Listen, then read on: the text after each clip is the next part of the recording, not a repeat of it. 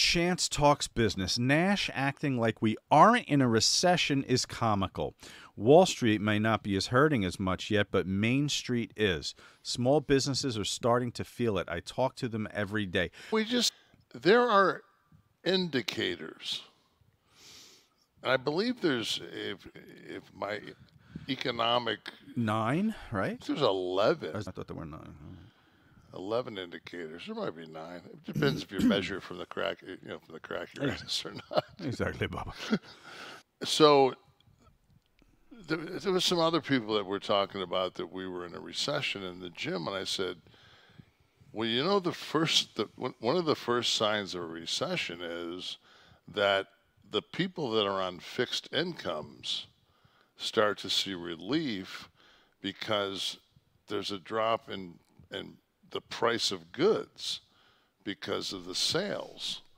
And they're like, what do you mean? I said, well, yeah. I said, that's part of recession is,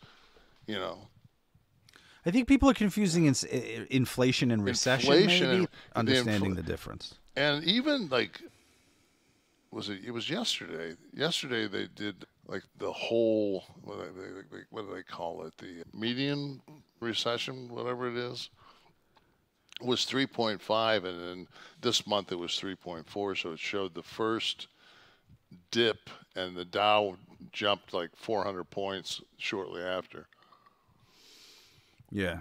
Well, Chance, I don't know. I mean, if you're talking to the mom and pops, and they're, if mom and pop have a hardware store and Lowe's is around the corner, it's not so much the market that's the issue. I'd have to talk to you what industry you're talking about. Well, the thing is... every time I go there, the lines are out the ass. I don't know.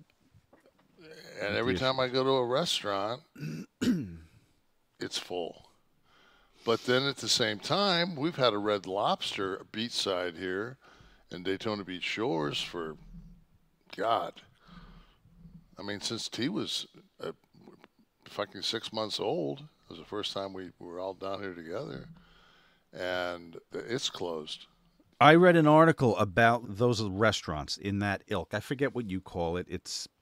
They're the chains, obviously, but they're kind of like the mid chains that were dominant in like the 80s. Like the Outbacks. Right. And they specifically mentioned Red Lobster. I forget who owns Red Lobster. It's one of the other chains owns them.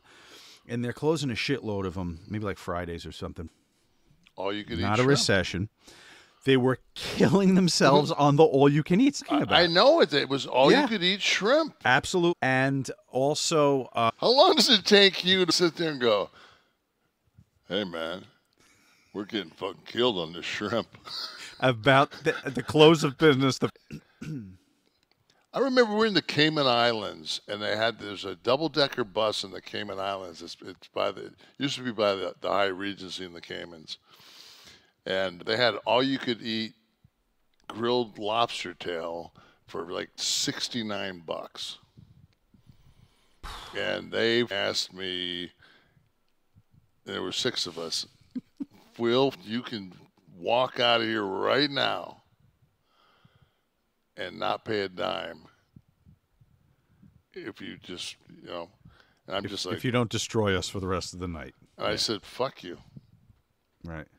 Like, no, I'm going to sit here and eat another 10 now. Hey, this is your campaign. I didn't fucking tell you to do this. Don't do it next week. The restaurants that are knocking these guys out are like the Chipotle. I guess they skew a little younger, and it's customizable, like where you do everything. So these restaurants are stable. Tying this a little bit to Chance's comment that the closure of restaurants is not always indicative. Trip Jones was listening or watching or both and said people who have crappy jobs with no ambition and can't manage money will always look for anything to blame except themselves for being unsuccessful. Get a trade, start a business. Crying about how you feel it's a recession isn't going to change anything. So I have a question. Jones on the other side of that. Go ahead. Okay, so...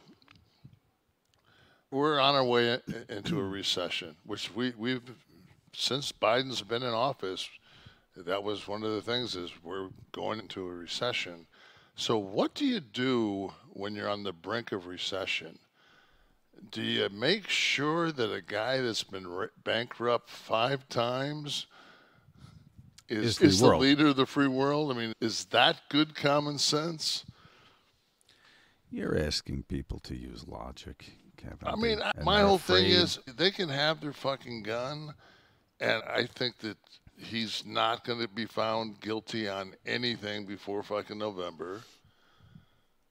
I think my favorite thing this week was that both Trump and Biden agreed. They're not them, but their handlers agreed on the dates for the debates. Mhm. No audience. Right? No audience. They're going to shut the mic off after, I mean, they've agreed on this.